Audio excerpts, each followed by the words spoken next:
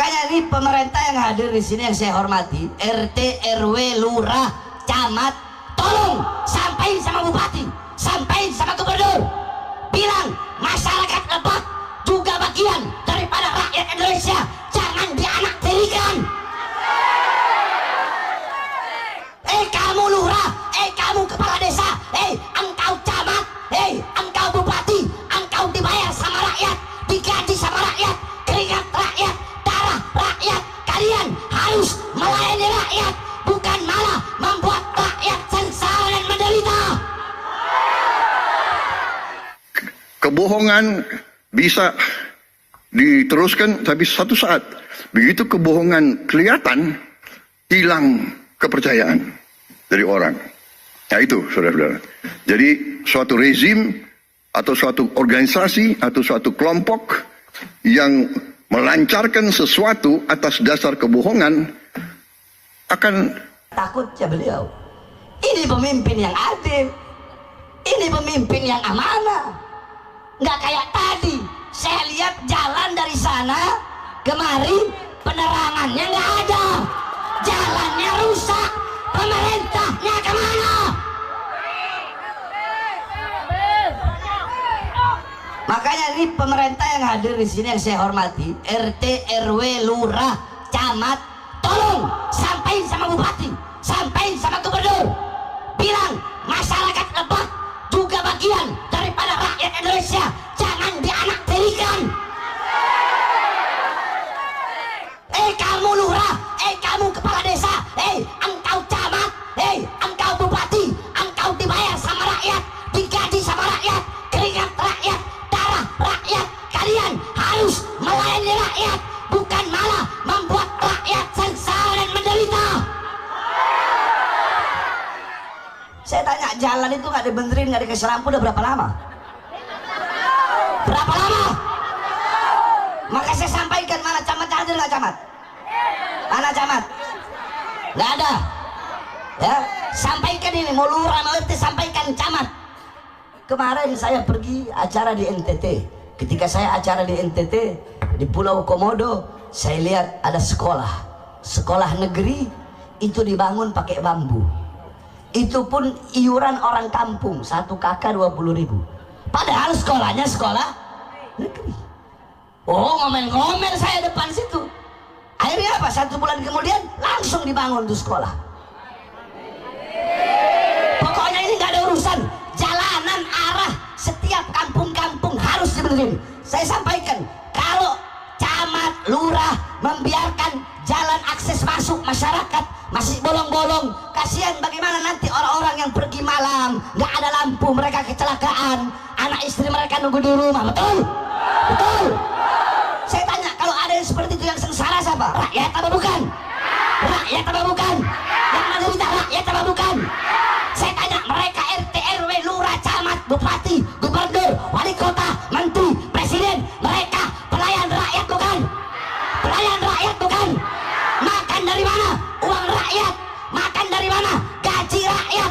Kalian harusnya melayani rakyat.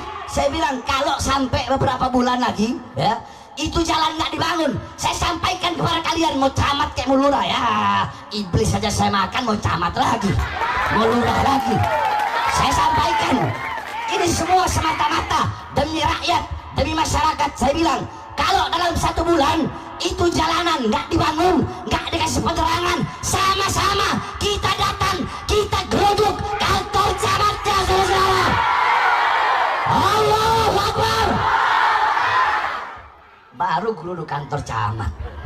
Saya demi bangsa, demi rakyat di penjara, udah berkali-kali di penjara, saudara-saudara.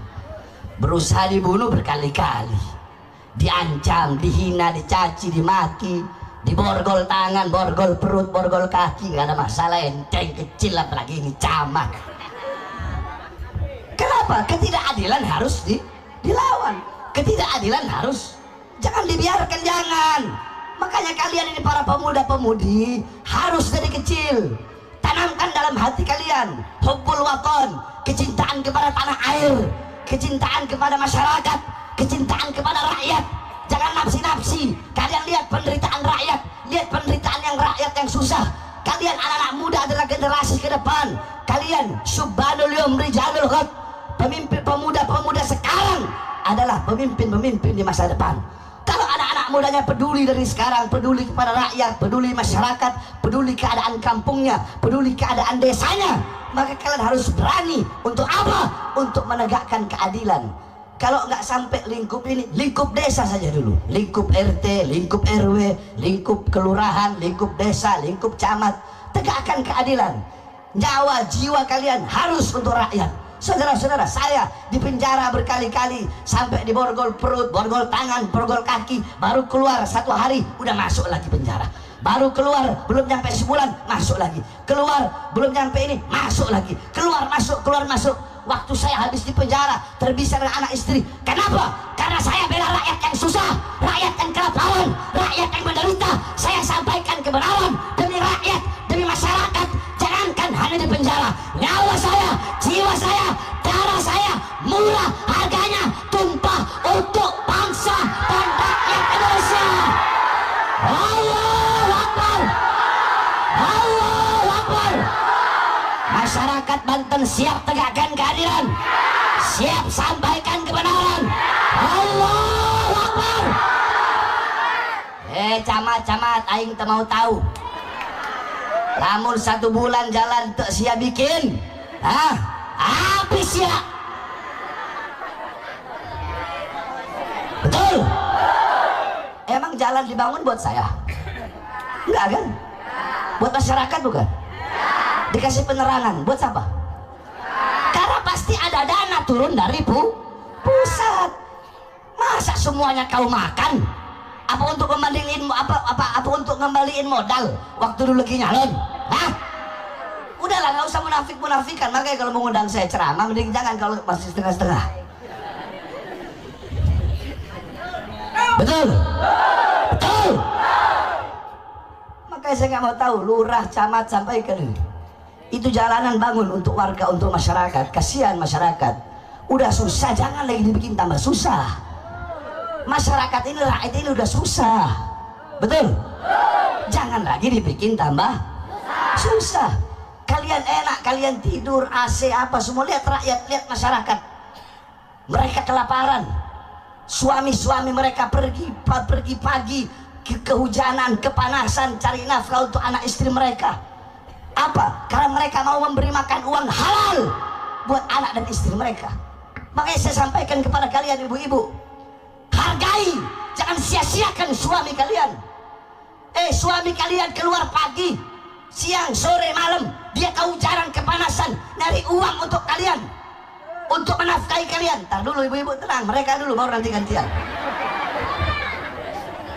Gantian. Habis ini baru saya, tenang ibu-ibu, saya orangnya adil, tenang. Ya, ini banyak terjadi nih. Ibu-ibu, kita orang ini suami nggak butuh rumah besar, betul? Anak suami butuh rumah besar, butuh? Nah, kita orang nggak butuh rumah yang besar. Kita orang nggak butuh istri yang cantik, enggak. Kita orang butuh rumah yang bukan menjadi tempat perang. Sebab kenapa? Sebab kita nih suami di luar udah cukup dihina, dicaci, dimaki, mendapatkan kecaman, tekanan. Masa pulang ke rumah juga dapat tekanan dari istri? Ibu-ibu, saya sering perang. Suasana perang nggak seseram.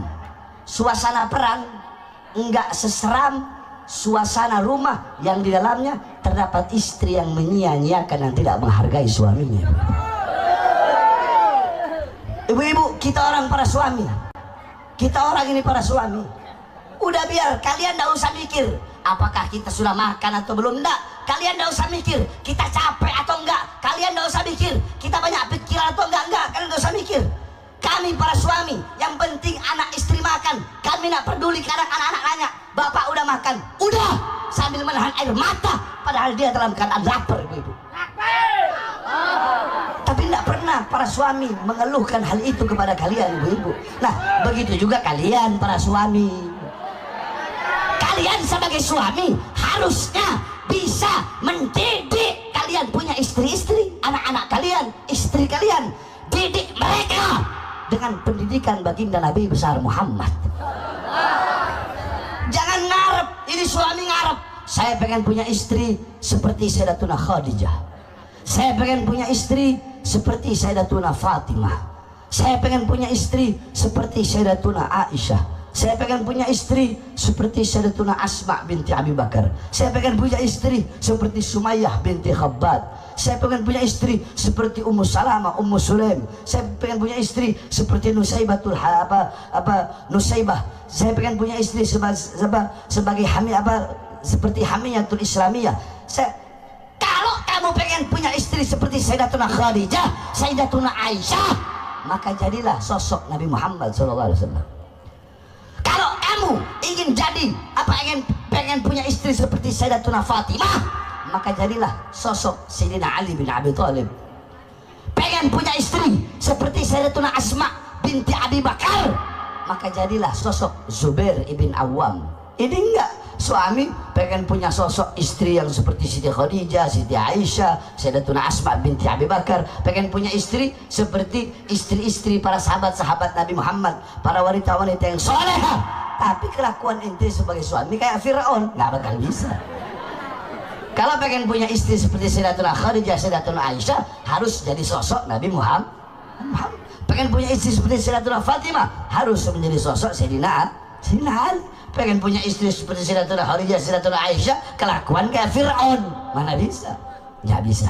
Nah, jadi saudara-saudara sekalian yang dimuliakan Allah, di akhir zaman fitnah, kerusakan di mana-mana, maka saya memberikan nasihat kepada diri saya dan kepada engkau semuanya. Untuk apa? Untuk lebih mendidik anak-anak kalian dengan pendidikan baginda Nabi besar Muhammad SAW. Saudara-saudara, untuk menciptakan kondisi yang tidak rasional, ya kan? Ini harus terus diadakan istilahnya klarifikasi dan penjelasan, ya kan? Umpamanya ada yang dengan keras yakin bahwa matahari tidak terbit dari timur, matahari terbit dari barat. Karena dia ngomong 500 kali, 1000 kali matahari dari barat, jangan-jangan ada sebagian rakyat kita yang percaya matahari terbit dari barat. Itu adalah ilmu propaganda. Itu ada di buku semua. Itu keahlian Hitler dan Joseph Goebbels. Kalau kebohongan diulangi berkali-kali dan terus-menerus, lama-lama orang percaya dengan kebohongan. Itu ada di buku The Art of Propaganda, ya kan? Dan itu kita pelajari, semua negara pelajari. Sesuatu serangan kebohongan hanya bisa dihadapi dengan membuka diri, memberi penjelasan apa adanya, berdasarkan fakta, berdasarkan kenyataan, berdasarkan ilmu dan matematik, ya kan?